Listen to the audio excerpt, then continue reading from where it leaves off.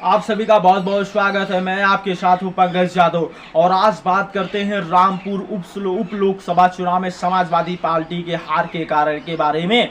जिस तरीके से समाजवादी पार्टी अपने सबसे मजबूत गढ़ माने जाने वाले रामपुर में जिस तरीके से चुनाव को गंवाया, उसके बाद अखिलेश यादव लगातार बैठकें कर रहे हैं। लखनऊ में लगातार उन बातों का जिक्र किया जा रहा है कि समाजवादी पार्टी अपने सबसे मजबूत गढ़ माने जाने वाले रामपुर में किस तरीके से लोकसभा उपचुनाव का चुनाव हार गई। जिस तरीके से राजा साहब मुकाबले में लड़े, जिस तरीके से 41,000 के बड़े वोटों के अंतर से मुकाबले में बीजेपी ने समाजवादी पार्टी के प्रत्याशी को हराया, तो कहीं ना कहीं समाजवादी पार्टी रामपुर उप लोकसभा का चुनाव गंवाकर समाजवादी पार्टी के खेमे में इस समय खलबली मची हुई है। आखिरकार अपने सबसे मजबूत गढ़ में आप अगर चुनाव हारते हैं तो उसके बाद अखिलेश यादव लगातार इसी बात का जिक्र कर रहे हैं कि आखिरकार इन लोकसभा और आजमगढ़ उपचुनाव में समाजवादी पार्टी क्यों चुनाव हारी।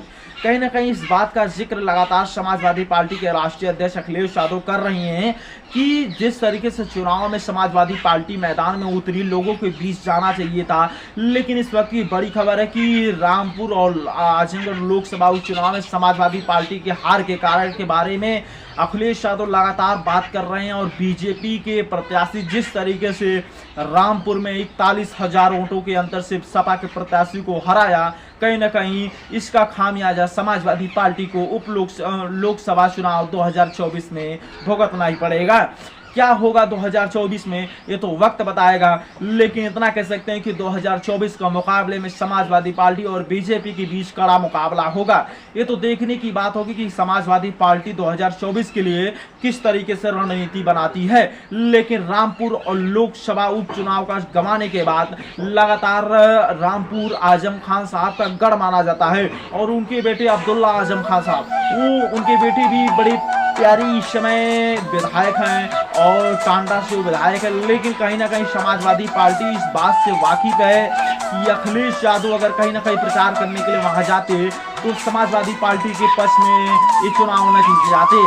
लेकिन तमाम ऐसी बातों का जिक्र किया जा रहा है। लेकिन मैं आपको बता देता हूं अब तक न्यूज के जरिए कि 2024 के मुकाबले के लिए तैयार रहे समाजवादी पार्टी, क्योंकि बीजेपी आपके सबसे मजबूत गढ़ माने जाने वाले रामपुर और आजमगढ़ लोकसभा चुनाव में आपको पटखनी दे चुकी है। तो तमाम ऐसी बातों का जिक्र किया जा रहा है समाजवादी पार्टी के बड़े नेताओं के द्वारा। आखिरकार यम और वाई का फॉर्मूला समाजवादी पार्टी का चला नहीं और इस मुकाबले में समाजवादी पार्टी चुनाव गंवाती नजर आई। लेकिन इस बात से वाकिफ रखिए कि समाजवादी पार्टी 2024 के लिए किस तरीके से रणनीति बनाती है ये तो वक्त बताएगा। लेकिन आप तमाम बातों का जिक्र, तमाम ऐसी खबरें आएंगी, मैं आप सभी को बताता रहूंगा। प्लीज मेरे चैनल को सब्सक्राइब कर दीजिए और लाइक कमेंट शेयर कर दीजिए।